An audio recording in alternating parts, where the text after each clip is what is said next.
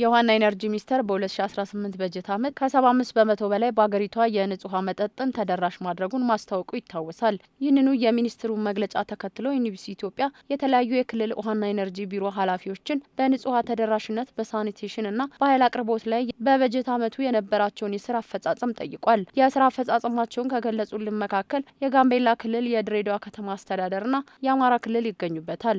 በዚህም የአማራ ክልል በ2018 በጀት ዓመት የተጀመሩ ፕሮጀክቶችን በማጠናቀቅ ማህበረሰቡን ከቅዱ በላይ በንጹህ ውሃ ተጠቃሚ ማድረግ መቻሉን ለጣቢያችን አስታውቋል። 40 ትላልቅ ፕሮጀክቶች በከተማና በገጠር መሰራታቸውንም ቢሮው ጠቁሟል። ከቅርብ በላይ ማሳካት ችለናል። ወደ 3200 በላይ የሚሆኑ የውሃ ተቋማቶችን መገንባት ችለናል።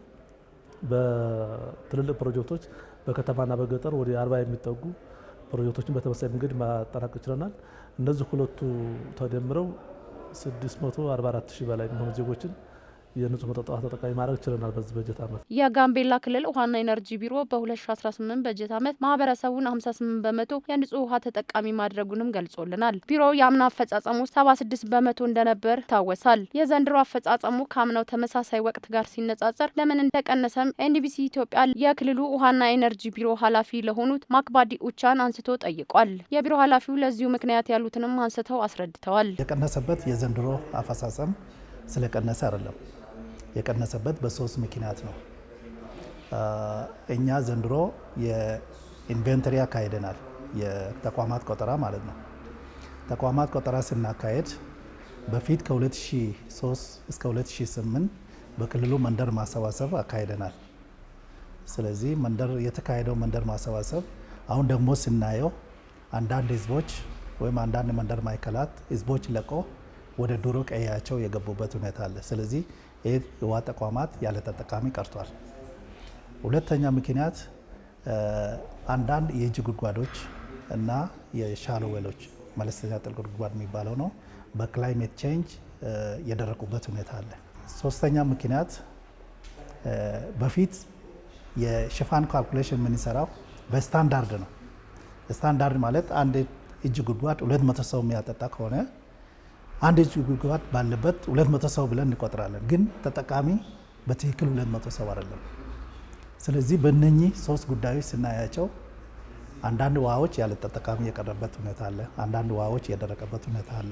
ድሬዳዋ በከተማና በገጠር አስተዳደር እንዳላት በማስታወስ በተጠናቀቀው በጀት ዓመት በገጠር ከ60 በመቶ በላይና በከተማ ከ45 በመቶ በላይ ዜጎችን የንጹህ ውሃ ተጠቃሚ ማድረግ መቻሉን የድሬዳዋ ከተማ ውሃና ፍሳሽ ባለስልጣን አስታውቋል። በከተማው ያለው የውሃና ፍሳሽ ተደራሽነት ከተማዋን በሚመጥናት ልክ አይደለም የተባለ ሲሆን ባለስልጣን መስሪያ ቤቱ ከንጹህ ውሃ አገልግሎት ጎን ለጎን የፍሳሽ ዘርፍ አገልግሎት ላይም እንደሚሰራ ጠቁሟል። የውሃም ከሳኒቴሽን ጋር ተያይዞ የከተማውን እድገት የሚመጥን ነው ብለን አናስብም። አሁን ባለበት ሁኔታ በዝቅተኛ ደረጃ የሚጠራ ነው የኛ አፈጻጸም። የገጠሩን ካየ ነው ከ60% ያልዘለለ፣ የከተማው ደግሞ ከ45% ያልዘለለ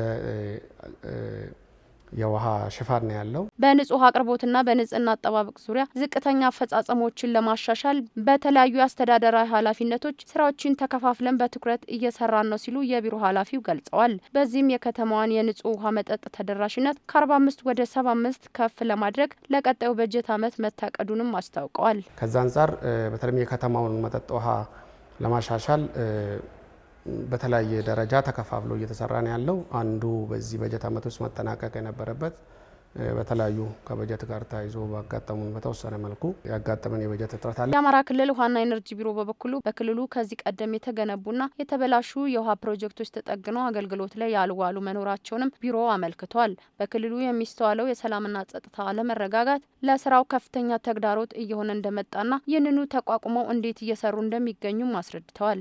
የጸጥታ ችግር አላጋጠመንም ማለት አይደለም።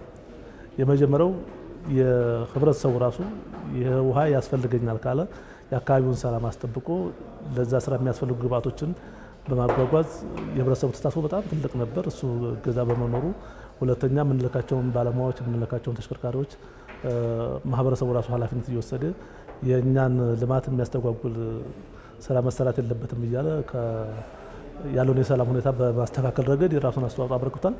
ግን ደግሞ እንቅፋት አልሆነ ማለት አይቻልም። ከፍተኛ የሆነ ከዚህ በፊት የምንሰራቸው የነበሩ አነስተኛ ተቋማት ቁጥር ይሄ ቁጥር አልነበረም። በአመት እስከ 10,000 15,000 በላይ መስራት የምንችልባቸው እድሎች ነበሩ።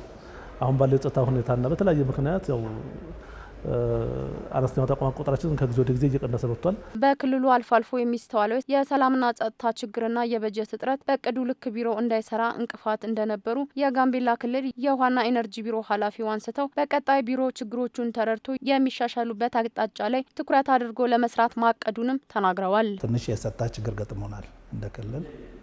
ያ የጸጥታ ችግር ብዙ ፕሮጀክቶች እንዳሰብነው እንዲሰራ አላደረገንም።